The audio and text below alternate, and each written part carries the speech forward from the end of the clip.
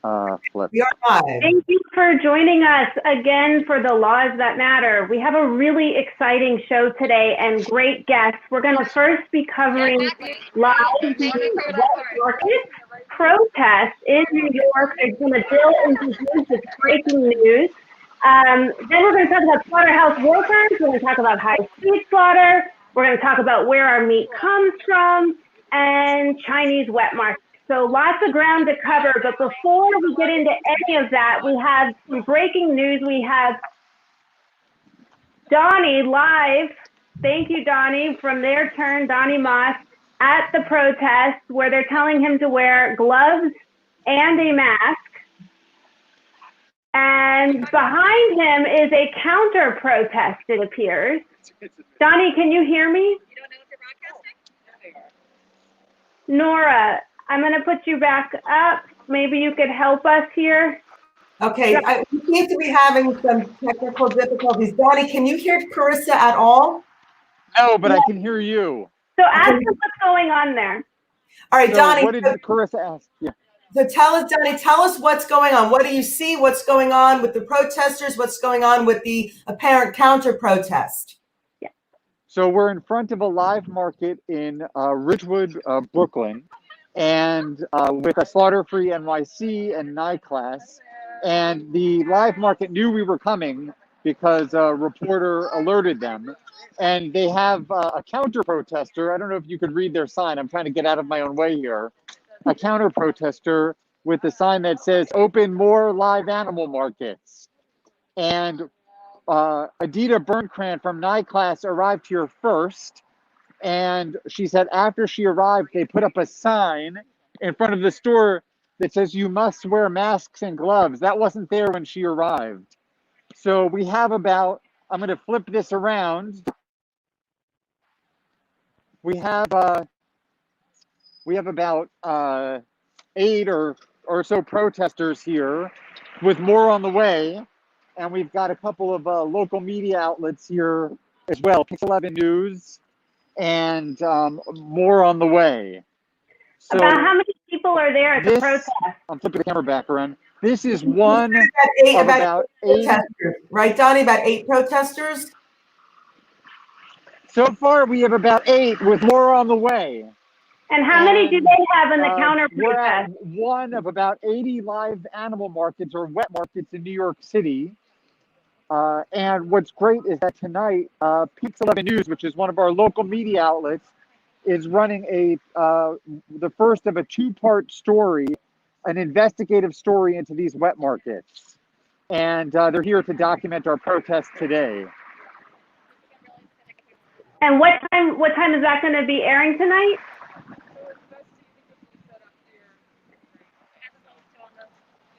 Donny, what time is that going to be airing tonight? Tonight at 10 p.m. and tomorrow night at 10 p.m. on Pix 11 News in New York. They've been airing a teaser video to promote the story, and that teaser is longer than most news stories. So this is going to be a very in-depth look at the investigation into the wet markets, and it includes interviews with Dr. Neil Barnard from the Physicians Committee for Responsible Medicine, who will explain why wet markets pose a risk to public health. It's not only China where that has these wet markets. We have them right here, and this same kinds of zoonotic diseases that emerge in China could emerge here. Can I just jump in a second? I find it fascinating that there's signs from counter protesters saying open more live markets. Donny, that's really what they say, these signs? Let me see. Hold on. Yeah, that's what open they more say. live. Nora, ask him because he Open can't more hear me. live poultries, I think it says. How many people please, are on the in counter NYC. protest? Open more live poultries, please, in Are we NYC. outnumbering them? Yeah. Do we know how many counter protesters there are, Donny? And are they each holding signs, or are they just marching? What are the counter protesters doing? It's as far as I can see, it's just one person. And here I can try and get a little bit closer. Let me flip this around. So one of them and 8 of us right now. More of us are coming on scene. I'm going to walk toward him. Hey, can you explain why you're out here today? Yeah, why are you out here today? And why should we save live poultry markets in New York City? Because they bring organic chicken, antibiotic free, and you know what you're eating. Yes, but isn't there a risk to public health here when you have animals and people crowded together in conditions like that? People are saying that this poses a risk to public health because they can transmit their diseases from animal to animal and then from animal to human. No, they don't, because those chickens they come, they test them, they test them before they come, and they test the markets, and animals live. Ask Donny to show us the sign. We're having a hard time hearing him. There's vegans, there's birds everywhere, so it's not. No. But the animals. They're not exotic chickens. They're not exotic animals. They're not wild animals. So we're having a hard time with the sound, but what you're looking at right now is Donny Moss is interviewing from their turn Avian flu and someone swine that is flu aren't wild animals either, and those transmitted diseases animal from markets the open. animals to the humans. So if pigs and chickens could do it. No, they can't, because chickens is everywhere. So this is a protest right now in New York. There's been a Senate bill that has been introduced which could ban all live animal wet markets in New York. There are 80 to 90 of them in action today, alive and well, where they are slaughtering animals on scene, which is a public health risk. Today, there is a protest to the bill, which was introduced. The difference between someone who might have a chicken in the backyard, though, and here is that you've got all of these chickens crowded together in cages. And if one of them is sick, they can transmit that illness to someone else.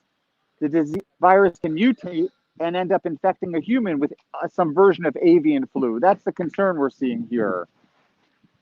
I don't think they will transfer any diseases because when they get together, they all crowd together and they transfer no diseases. Humans are transmitting COVID-19 to each other right now. That's the nature of life. And so the idea here is that if we close these markets down, then we reduce the risk of a transmission of these animal-borne illnesses, because you have the animals here together in such crowded conditions. No, it will increase the risk because people will start doing it in their homes, in their houses, and they don't know what they're doing, and they will bring chickens from unknown sources. Okay, thank you for your input. So, all right. Donny, thank you. Can you hear me? And if not, Edita, can you act as a go-between again? Because for some reason he can hear you and not me. Edita? Nora. Yeah. I'm sorry, Nora. We're documenting. Nora, can you ask him to sum up what we just heard in that interview? Because I couldn't hear anything through that matter. Donny, can you hear me? Yes, I can. Okay, Donny, we had really, really difficult sound issues with that man you were just interviewing. Can you just give us the sum and substance of why he is justifying these live markets? And also, I'm assuming there was, from what I could hear, there was absolutely no mention about the horrific animal cruelty that goes on in these markets. There seems to be absolutely no concern whatsoever for the animal cruelty. I understand the health codes should be a concern for everyone, but it's very disheartening that these people aren't even taking into account the animal cruelty involved. Yeah, I mean, the focus of my discussion with this employee of this wet market was the public health issues. And the point that he is making, is that if we didn't have these wet markets in New York City, sorry about the video, hold on. If we didn't have these wet markets in New York City, then people will kill chickens in their own bathtubs, and that's more dangerous, according to the man with whom I'm speaking.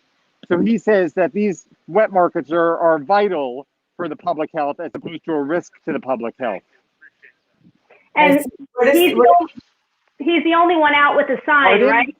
That's the only person out with a sign, or are there others out with a sign counter-protesting? No. Oh, there we go. Sorry, Nora, I can't hear you. Good footage. I guess, Nora, you should probably, whatever I say, for some reason, Donny can hear you and not me. But what we're looking at is footage at the wet market in New York, one of them in New York City. where they are having a protest to close them down. A New York bill was proposed and was announced for the Senate in New York, and not only do we have a protest. It's an assembly bill. It's an assembly bill. The bill's coming out of the assembly. We have a Senate sponsor, but the bill came from Linda Rosenthal, who's an assembly member, not a Senate member. Okay, well, and there's a protest right now, and then there's a counter protest as well, it looks like, in the streets. And we have Donny Moss there, and it seems like we're having an audio problem where Donny can't hear me, but he can hear Nora. But there we go, pass the bill. See, there's some signs. Looks like the news is also there, and one counter protester that's saying keep them open. So we will continue to monitor that. We'll continue to monitor that live and keep Donny involved and on standby. And he's welcome to jump in if he has any updates. Okay, there we go. I brought the noise from there and the noise, it's all counter. Wow, it's hard to think. But yeah, so do you want to talk about the bill that was proposed? You seem to know a lot about it. How involved have you been? I've been fairly involved. Assemblywoman Linda Rosenthal drafted the bill in her office, her staff. They're amazing. They did a lot of research. It was a very carefully drafted bill. It involves the formation of a task force to do an independent study to really look into the safety issues involved in these slaughterhouses. We just got, the bill just got a Senate sponsor, Senator Sepulveda from the Bronx. So we'll see what happens with it now. You know, unfortunately in New York State, it's a long road from getting a bill introduced to getting a bill actually signed into law. So we're just embarking on that now. And, you know, hopefully with all this press coverage and media attention, and the fact that COVID-19 has now driven us all into, you know, to burrow into our homes, people will realize the importance of this bill, and it will get pushed through quickly through our state legislature. Do you have any anticipation of time of how long it will take or not take? There's no way to know that. Mm-hmm. What are you working on yourself to try to help push it? Or are you just more involved in the advocacy side of pushing it? Well, that's kind of one of the same. I mean, getting a bill passed in New York, like I said, first you have to go through committees, then you have to get a bill introduced onto the floor. It has to pass both houses of our state legislature, and then you know, be signed by the governor. So, you know, we're just embarking on this process, and I'll be doing everything in my power to get this bill passed, contacting legislators, and, you know, we're going to ask people to do that as well and garner support for the bill. Mm-hmm. Before we move on to the next topic, do you think that there's anything you'd like to add? And of course, we'll be on standby. If anyone who's there at the protest joins again, we'll put them right back on screen to talk. But anything that you want to add? No, just that, you know, we know that there's a sister bill in California. I don't know if that's been actually introduced yet or not. You might know that better than me, Carissa. Well, I know Judy Mancuso is working on it out there. I don't know if it's been introduced, but they've announced that their intention to do so. So yeah, it looks like New York is leading the way on this, which is breaking news, and it's the first time really that this is making mainstream news media headlines. Yeah, it's incredible. It's incredible that these slaughterhouses have existed for so long without anyone questioning them whatsoever. And now people are really starting to question them. Are these healthy? And just common sense tells you that there's a problem here. And, you know, frankly, whenever you take large amounts of animals and confine them in tiny, filthy spaces, it's common sense. It's going to create some type of a health hazard. So it's really good news that this very important issue is finally getting the attention it deserves. Right. And so what about the fact that these wet markets, which are getting this national attention, is really no different than our factory farms, which is putting live animals cramped in cages together that are stressed out, that have bodily fluid spillover? Is it different? No, in fact, I think that the factory farms are probably even worse in a lot of ways, because you have not just dozens or hundreds of animals, but thousands or tens of thousands of animals crammed in conditions that if you saw a dog or cat living in these conditions, you would be horrified. You would be calling the police. So, and in many cases, there would be animal cruelty charges levied if this type of treatment in the United States occurred to dogs and cats. Now, in other countries, this type of treatment does occur to dogs and cats, and people aren't horrified because we've all labeled certain animals as expendable and others aren't, and it's really a cultural thing, but all animals deserve to not live in those conditions, and all of these animals that are living in these conditions are vectors for disease. These conditions are going to create that. Right. So, and I don't know if you saw what I just put up on the screen was these are the types of conditions of factory farms. Look how tight those pigs are stuffed together before they are sent to slaughter. And this is a recent article that Trump's administration is allowing pig slaughterhouses to have fewer USDA inspectors. This is a big problem because this means that now there's deregulation of the slaughterhouses. These slaughterhouses can basically kill as many pigs as they want per hour. USDA inspectors are not going to be on the assembly line where it's most dangerous. They're going to be at the end of the line inspecting the meat. But in the meantime, you have workers that are losing eyeballs, that are having limbs amputated, that are exposed to coronavirus themselves and exposing their family.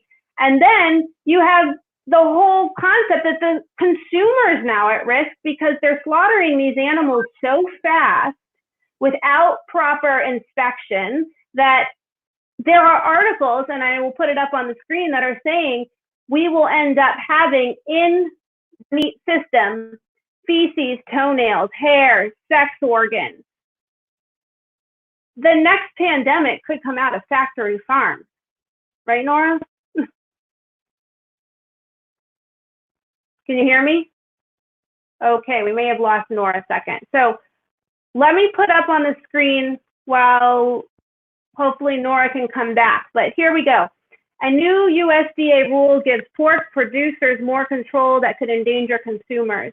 The USDA wants to modernize, quote, inspections of slaughterhouses, and critics say they're letting the industry rule itself. So one of the issues that we've had with wet markets is the lack of regulation. These wet markets are a breeding ground and a hotbed for pathogens and other pandemics. We have the coronavirus linked to the wet market in China. We have SARS linked to the wet market in China, MERS, and then we have other diseases and viruses of zoonotic or animal origin, which, by the way, the CDC says that 3 out of 4 new emerging viruses in humans are of animal origin. So in addition to those that are coming out of wet markets, which are insanely unsanitary and inhumane, we now, at the exact same time, are deregulating our slaughterhouses and factory farms, which is going to allow for more meat production, but it's going to place the consumer at risk. So here are some other headlines that we can look at. Trump's COVID-19 meatpacking order returns us to the jungle days just so you can eat bacon. Slaughterhouse workers have fewer USDA inspectors. Is that because they don't want to put USDA inspectors in harm's way, or is it because the line of killing these poor pigs is so fast that it would be impossible to inspect it? Pork producers, pig producers, people that raise pigs for slaughter have more control and less regulation. This could endanger consumers. Here's another one. Federal inspectors are fearful, angry about Trump's order to reopen. Okay, so let's talk about that for a second. Let's talk about what's going on with these workers here. So Trump signed an executive order ordering these workers to return to work. Now, this is in response to Tyson saying that the food supply chain is broken or is breaking. This comes down to an issue on whether or not the food supply is breaking or whether or not it was already broken. It was already broken, if you want to get real. Before coronavirus, we had world hunger, and we have world hunger because we are feeding all of our grain and soy and plant-based options to animal agriculture, and they do not produce the same amount of food as they consume. So this is a problem. If we cut back on the meat, and if we cut back on raising and slaughtering animals for meat, we would end world hunger. But let's go beyond that. We have the coronavirus, and that is spreading through slaughterhouses massively. They are the biggest hotbeds in the United States. We have 30 plants that were being shut down. We've had thousands of workers sick. I think 30 died was the last number. The union workers don't want to go back to work, but if they don't go back to work, they don't qualify for unemployment because under the new executive order, they are deemed critical and they are deemed essential. And meat is now considered necessary for food, but animals don't need to be food. And we need to understand that. Animals don't need to be food. That is not essential. We have millions of people on this planet who are thriving on a vegan diet. I was born and raised vegan.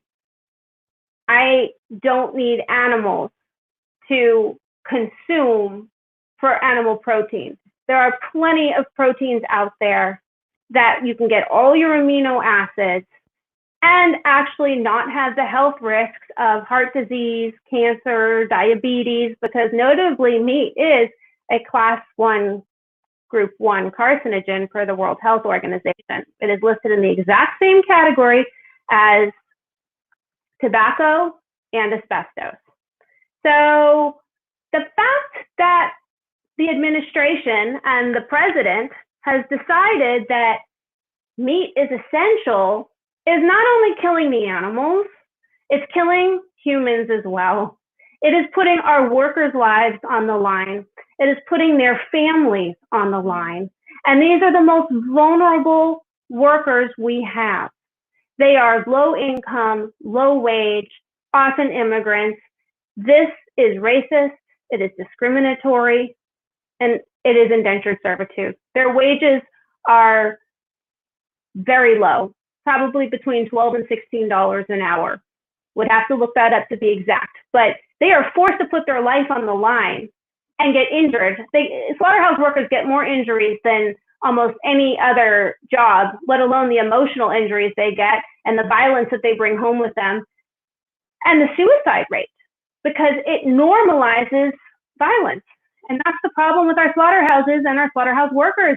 So now that we've made, it's ironic. On one hand, we have wet markets, which are popular to close, although it hasn't happened yet, which I'm not sure why, but we have these wet markets. And that is where the trace origins of the coronavirus are. It is known by all the experts in the CDC that infectious disease and viruses come from animal exploitation by humans for meat.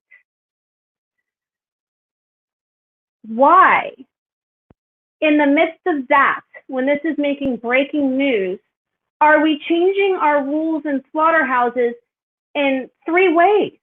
First, we're deregulating them, allowing for high-speed slaughter.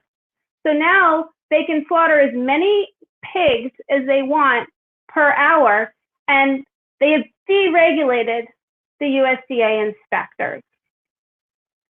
2, that puts the consumers at risk. The consumers are now at risk to having packaged meat that has been through feces, which, by the way, there was a study where 100% of beef was tested. All 100% had feces in it. It was found. But now that problem is going to get a lot worse, because with high-speed slaughter and inspectors at the end of the line, it is almost impossible for them to have uncontaminated meat, which is a risk to the consumer now, a health risk. So not only can the next pandemic come out of a wet market, because we have 80 to 90 of them in New York and thousands of them in the United States. This is not a China problem. It could also come out of the slaughterhouse. Let's not forget, we've had mad cow disease, we've had swine flu. During the coronavirus, we've had about 3 or 4 avian flu outbreaks, bird flu. The most recent has been in South Carolina. And I just don't know what it's going to take for us to get it. And then on top of all of that, I'm an injury law attorney. These workers should have the right to sue for injury. These workers on the slaughterhouse line should have the right to sue for wrongful death. Their families should have the right to sue for wrongful death. If one worker is a major wage earner for the family and he gets sick and dies of COVID, the family has no real recourse. So this is a civil liberties issue right now that we're also dealing with these slaughterhouses. Here's some more interesting news. The Trump administration has modified federal USDA rules governing the inspection of pork consumed by Americans. The new rules, known as the New Swine Inspection System, notably that's wordsmithing. That makes it sound like it's okay, it's an inspection system, but in reality, it is a deregulation system. And this reduces the number of meat inspectors who evaluate pork products during their processing. A deregulation that will impact over 90% of the pork that is processed in this country. Food inspectors are warning that unsafe pork is likely making it to consumers under a change in the rules for meat inspection. The change is now set to roll out nationwide to plants that process more than 90% of the pork Americans eat. Well, hello, I don't know what to make of that. I know most people who are watching this probably don't eat meat, but if someone is watching this who does eat meat, think about it. If not for the animal cruelty, because it is cruel and inhumane, and if not for the environment, because the environment is dying because we're killing all these animals for gluttony and meat, then for your own health, do it, because you're at risk of disease. You're at risk of salmonella. You're at risk of Ebola. You're at risk for all these zoonotic diseases. Federal Food Safety and Inspection Service inspectors who filed whistleblower complaints with the Office of Special Counsel agreed to speak publicly with NBC. And here's what they said. Consumers are being duped. This is from Food Safety and Inspection Services. Yet they're calling this new rule a swine inspection standard. It's not an inspection, it's a deregulation. The Food Safety and Inspection Service is saying it. The consumer is being duped. The consumer is being lied to. They think that their food is getting federally inspected and no one's there watching it or doing anything. Meanwhile, NBC News, this was in December. New Trump rule may allow for feces, sex organs, toenails, unwanted hair into pork products. This is what we were just talking about with the high-speed slaughter on the assembly line. When you have high-speed slaughter, when you remove the workers from being regulated by inspectors, which, by the way, I think there were 7 USDA inspectors before, and now it's been cut down to 3.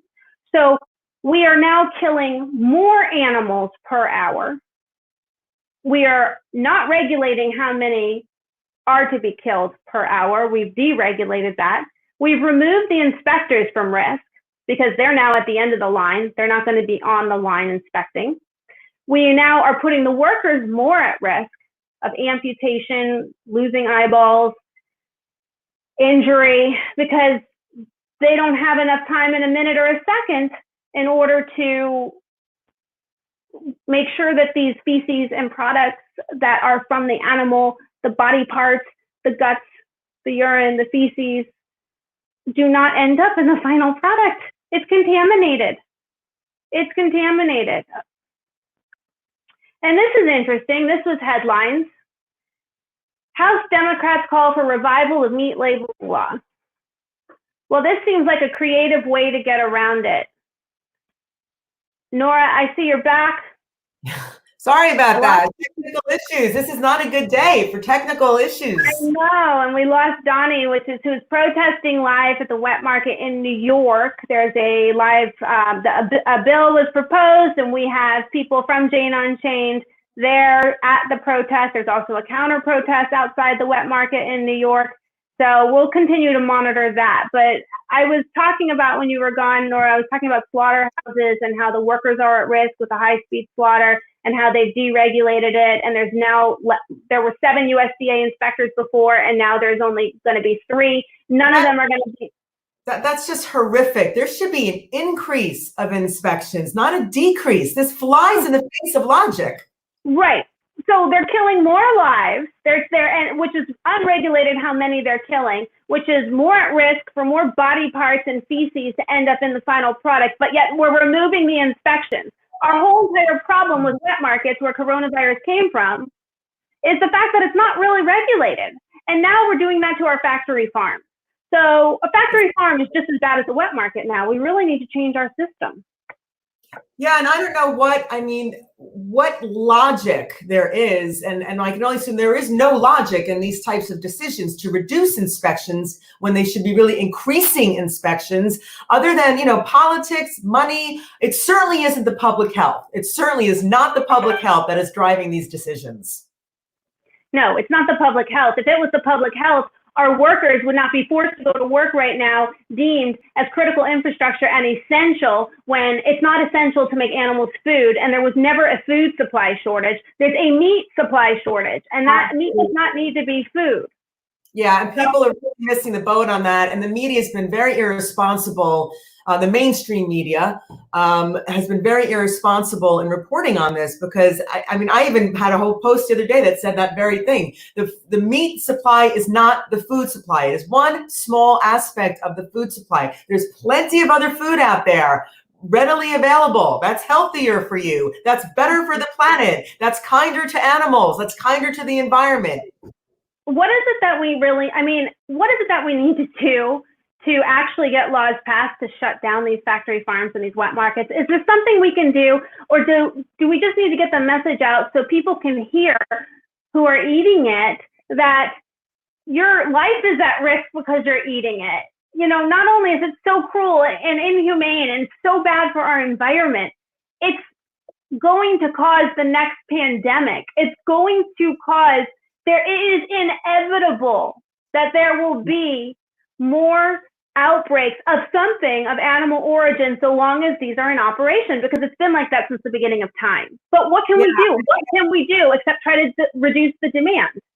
And it's not only is it going to be harmful to human beings by inevitably causing another pandemic, which it certainly will down the road, but it's destroying you on a day-to-day basis. Heart disease, diabetes, cancers, clogged arteries, high blood pressure. All these things can be attributed to a diet high in animal products, whether it's meat, dairy, eggs.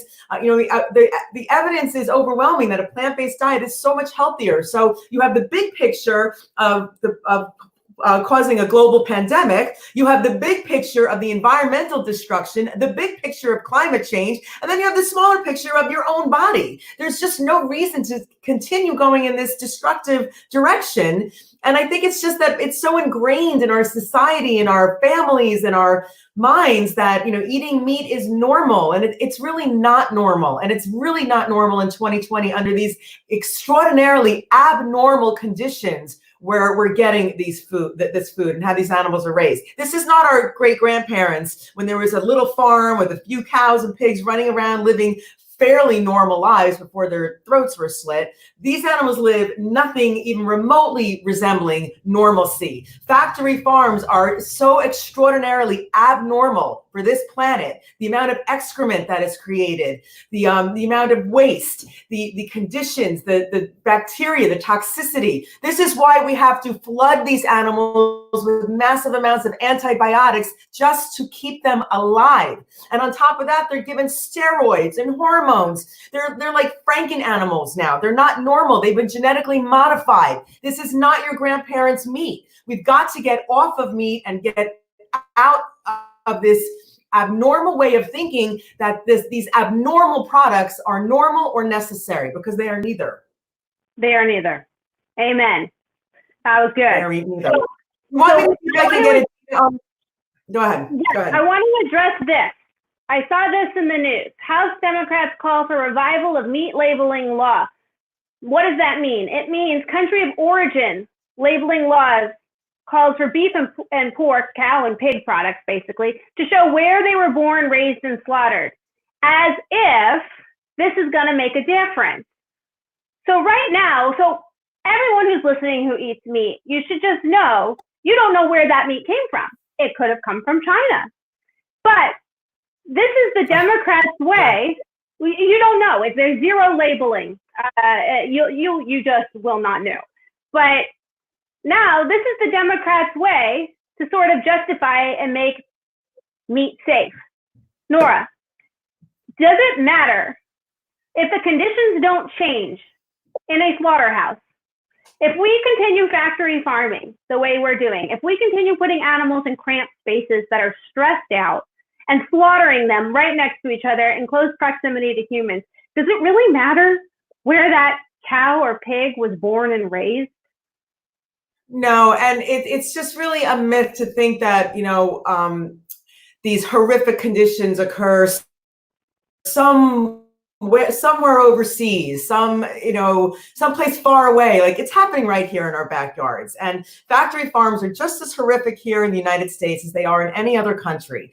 They are just abnormal ways to raise animals. And as I said, it's not even just the conditions, but it's the chemicals that these animals are forced to induce. Hormones, antibiotics, steroids. I mean, I didn't plan on talking about the antibiotics. You brought it up twice, and people need to understand that, who might watch this show, who might still be eating meat. And by the way, if you are eating meat, I got a nice Facebook message yesterday, and I just feel like it's important to say this. If you are eating meat, this came from a friend of mine from high school who wants to transition, has tried many times, and is frustrated because she's fallen off the bandwagon, and she's really upset with herself.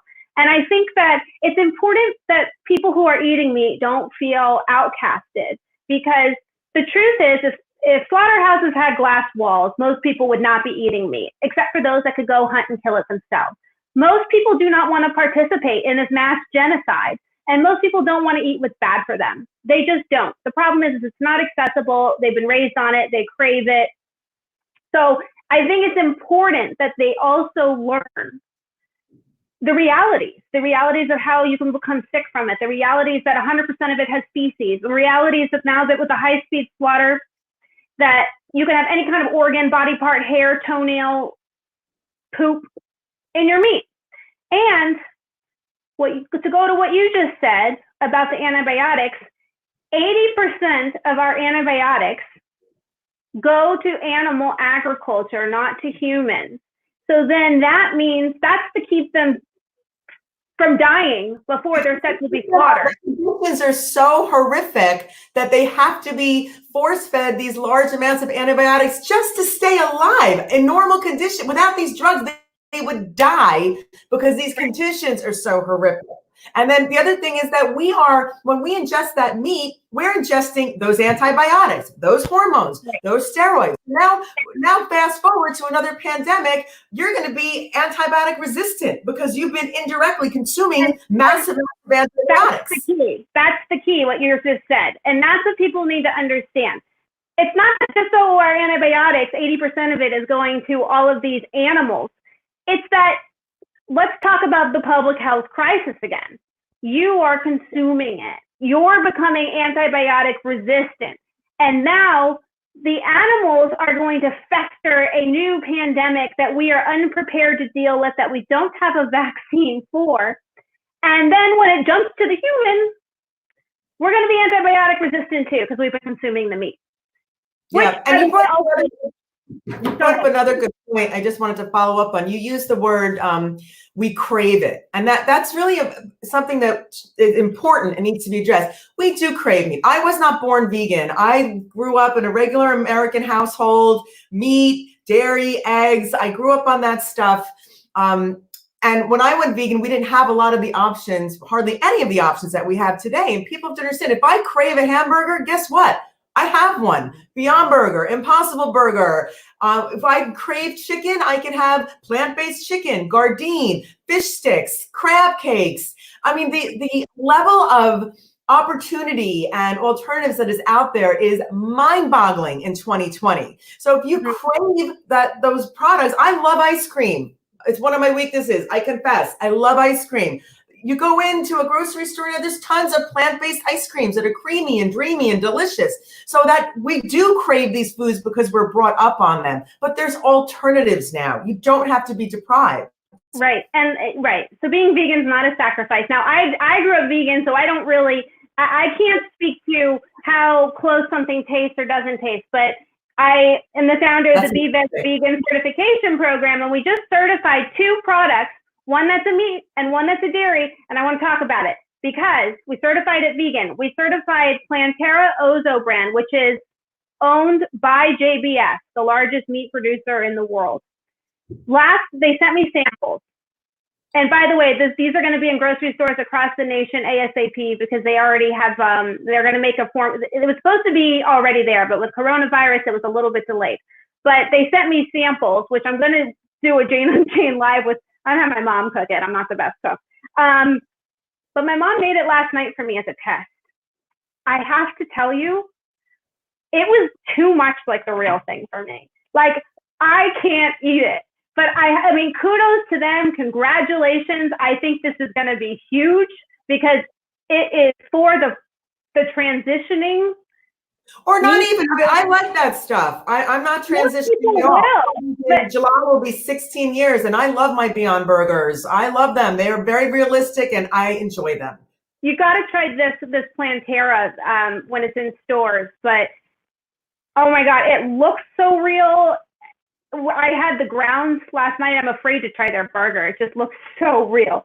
But I'm really, really happy that they are doing this and that maybe they can master and corner the plant-based movement, because then they're not going to resist it if they can continue to make billions of dollars in the plant-based sector rather than from killing animals. So that would be a positive thing. And then for dairy, we just certified vegan. BVEG just certified vegan an ice cream company, San Bernardo Ice Cream. They are a dairy company.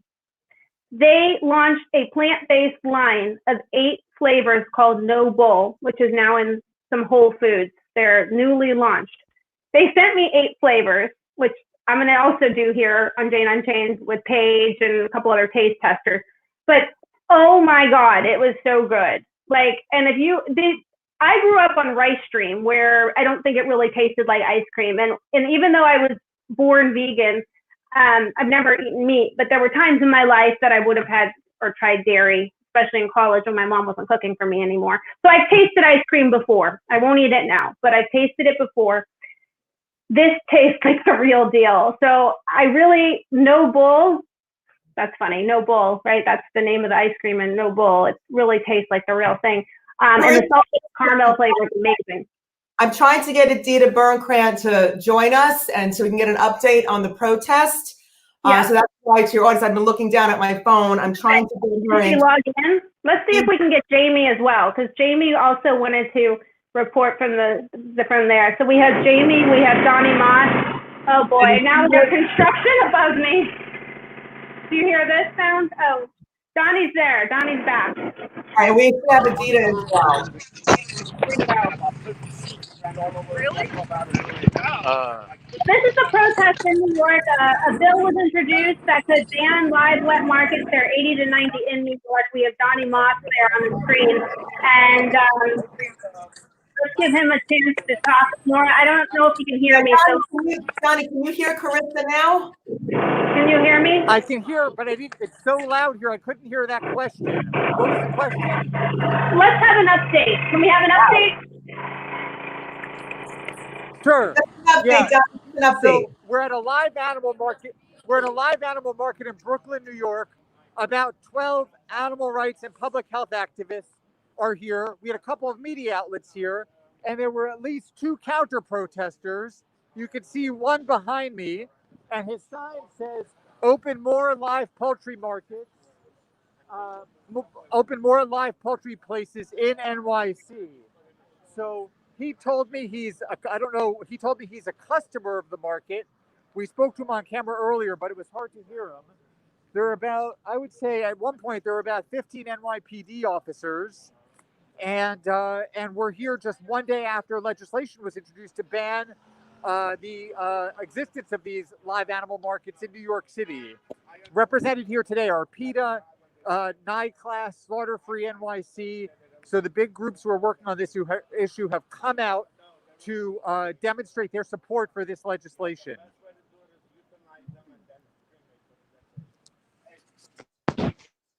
Carissa, I can't hear you. I can't hear you either. Can you hear me now? Yes. Yes. I have construction going on above me. It's like technical issues today. But I was wondering how many people are on scene now protesting on both sides. There's Carissa. We have about 12. We're actually winding up this protest, but there are about 12 or 15 activists. I'm going to flip the camera around. Here's Edita Birnkran from NYCLASS, who worked on the legislation. About how many people were here? We had about a dozen or more, and there's only one counter protester holding a sign across the street in front of the market, so we outnumber them a lot. There was one more earlier. Right, I think there were not more than 2. Yeah. We have this many people, and we only wanted to keep this small to try to maintain social distancing, or we could have had 100 people here today, but we're purposely keeping it small. And Pix 11 was here, and we really wanted to show a very, very strong immediate show of support for the really critically important legislation, bill number S10399, that was just introduced. We want this to pass as soon as possible so we can shut these places down for good. So that's why. Yeah, Edita, you brought up a really good point that I think there could have been 100 protesters there very easily. Yeah. But if it was but for the fact that you're trying to keep this small because of social distancing. But I think this bill has a lot of action. We've seen a much bigger turnout, but people are trying to be responsible. And I think another point to make is that one of the reasons we chose this market is because there are many state ag and market violations in this market. It's often filthy outside. The sidewalk is often covered with feces and blood. So this, although it's just one of 80 and all of them are bad, this one happens to have a lot of violations. And, sanctuaries who have rescued many animals that came from live slaughter markets say that they all needed medical attention. Many with bacterial and infectious diseases. They're all just in bad shape, and these animals end up on people's plates. This is just a disgrace. And Jill Carnegie, who from Slaughterfree NYC has been inside of this market and has documented conditions. So Carissa, I'm just going to play your role for a minute and ask Jill, what have you seen inside here? Oh, inside here, we see animals who are clearly ill. All of the goats and the sheep typically have ORF, which is a condition that can be transmitted to humans. We also see chickens with very clear respiratory diseases, struggling to take even just one steady breath. I mean, it's really disturbing. Not only that, but we see the workers, just like in every market like this, the workers handling these animals by their limbs, which causes dislocations, fractures, severe pain. And it's not necessary to handle the animals in this way.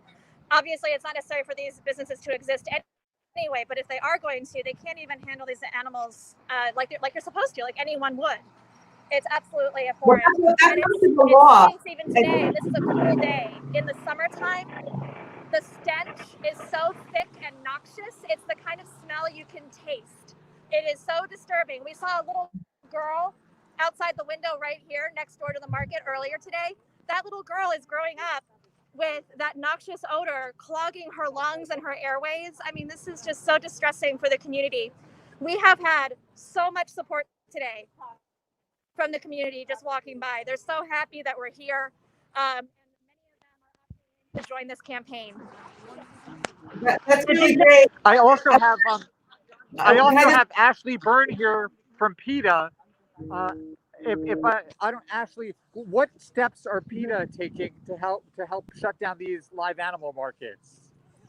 Well, PETA wrote a letter to the World Health Organization as soon as this pandemic hit, asking that every wet market asking them to recommend that every wet market from Wuhan, China to New York City be shut down globally, because every single one of these wet markets is putting the world at risk. We also reached out to the mayor of New York City, Bill de Blasio, and we had Edita, who's an honorary director of PETA, write a letter asking that the markets in New York City be shut down immediately for the safety of New Yorkers, especially since so many of them, as you can see here, are in residential areas. We know that they're all incredibly cruel, but they're also very dangerous for the residents who live near them. And PETA, this week, as we speak, not only are we working to get wet markets shut down, we are protesting at slaughterhouses around the country, saying, just look at the public health risk that these have created. Look how many workers have died. It's time to stop putting workers at risk. It's time to stop putting the residents who live near these places at risk. And it's time to stop putting animals in these hellish, nightmarish situations when there is just no need. So we are trying to tackle this from every angle, from the wet markets in residential areas to the giant factory farms and slaughterhouses that are all over this country. Thank you. Okay.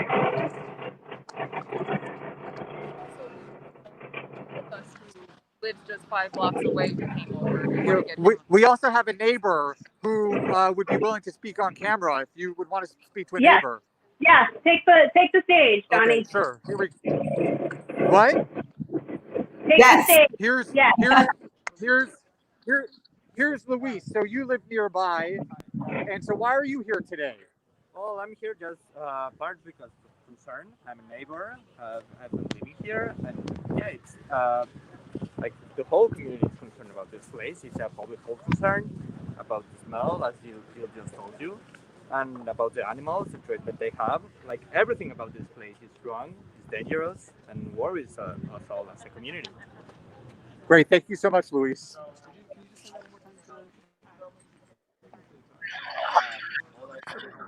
Okay. Thank you, Donny. You're welcome. We're running out of time with the show. So any other wrap up? How much longer is it going to last there? No, I would just say thank you for bringing our message to a wider audience.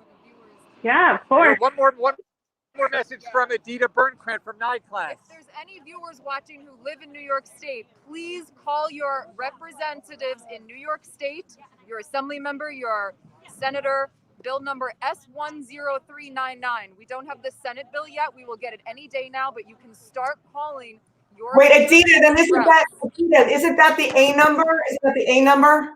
It's the A number, but you can call your assembly members. We're working. We should get the Senate bill number any day now. It should be out today.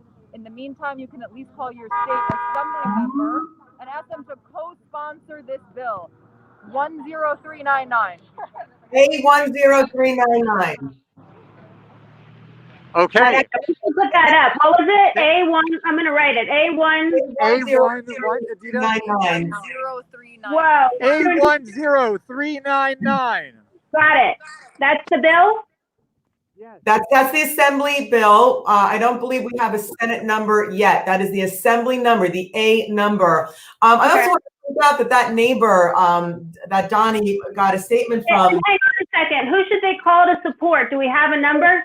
It's not one number. Any New York State residents, you can go on New York State Assembly, just Google New York State Assembly, find my assembly member, and then you put in your zip code. You should get a link. There's plenty of links. You can put in your zip code. It'll tell you who your assembly member is and call your assembly member and ask them to support this bill. We want Slaughterhouse shut down in New York State, and you want them to support Linda Rosenthal's bill. Give them the A number. Once you get a Senate number, you can do the same thing by calling your New York State senator, 2 houses in the state, and you ask your state senator to support the bill. So is that right? Did I hear it right? There's so much noise in the background. A1 on the screen? I'm sorry, it's very noisy, but I can't hear what you asked. Yeah, you would Google find my assembly person or find my assembly member, and then put in your zip code and find your assembly member. Okay, all right. Thank you, Donny. Thanks for helping out and showing up on scene. And you know, any updates, I'm sure we want to hear about even when the show's over, because we can obviously Jane Unchained is 24/7. So thank you. I'm sorry about my ears. Oh no, thank you. I mean, it's been whatever. It's live TV. That's the way it goes. Thank you. Okay, Donny, I found it really interesting that neighbor you spoke to said there's nothing good about this place. There's nothing right about this place. That was a really profound comment from someone who lives in the neighborhood. He can't find one good thing about it. I think we lost Donny, but I agree, and I think he got some good interviews, and it's been an exciting show today, because we got to go live while the protest was happening, and breaking news that this assembly bill was introduced, and hopefully all the listeners who live in New York can urge the proper person in their zip code to pass this bill as soon as possible. And I think we covered some really important ground, that factory farming really is no different. If anything, it's worse. So. Yeah. I mean, we have a responsibility in America to not be the launching ground of the next pandemic. And we've turned into greed, really, is what we turned into. Before we go, because we're have 3 minutes left, I wanted to go to something that I found out about yesterday I'd never heard of. Have you heard of Delilah's Law? Not until recently, no. I had no idea. And I'm just going to put it up here. I think it's a proposed law. I don't know that it's an Yes, it's a proposed law based on what's happening. Yes, they want it to pass. So our feds, according to the Washington Examiner, bought cats at Chinese wet markets that are the same wet markets that are blamed for the coronavirus. The USDA, our government, bought dog and cat meat from Chinese wet markets with our tax money to have experiments on thousands of kittens, which are cannibal studies, where cats and dogs are bought from Asian meat markets and then fed to cats and dogs to see how it goes. And you know what, that opens up, Carissa, one of your shows should really be on animal testing, because animal testing is so. I did that yesterday, actually, and I learned a lot yesterday, but I think you're right. There needs to be another show on this. I learned a lot. But look at these poor cats in China. Look at these little babies. Yeah, it's horrible. And they're being fed other little babies of themselves. I mean, what is wrong with us? I mean, what are we doing? What has happened to humanity? I just hope that there's some way that we can decrease the demand for meat, which is really meat. Meat is dead bodies. And it is cannibalism to eat them. Just because we're not eating ourselves, it's just as barbaric to be eating them. And I understand it's been part of our culture, and so many of us aren't given the choice to make the connection. But once you've made the connection, I think you have an obligation for yourself to stop eating it for your own health. You have an obligation to the environment and humanity and the planet to stop eating it and feeding the demand. And you have an obligation to the animals, because we have so unapologetically stolen their lives for way too long. And this really needs to end. And I don't know if we can end it through the law. And I think that's where I'm trying to get with this. Like, yes, I'm a lawyer. Yes, I think these are laws that matter. And yes, I think there are a lot of lawyers on the front lines fighting for this and for the animals and giving a voice to the voiceless. But I'm not sure that anything can stop it unless you stop it and stop buying it and stop feeding the demand, because that will end it. So really, you have the power. We can just continue to fight and make laws illegal, but the consumer has the power. And every dollar you spend is a vote for the kind of world you want to live in.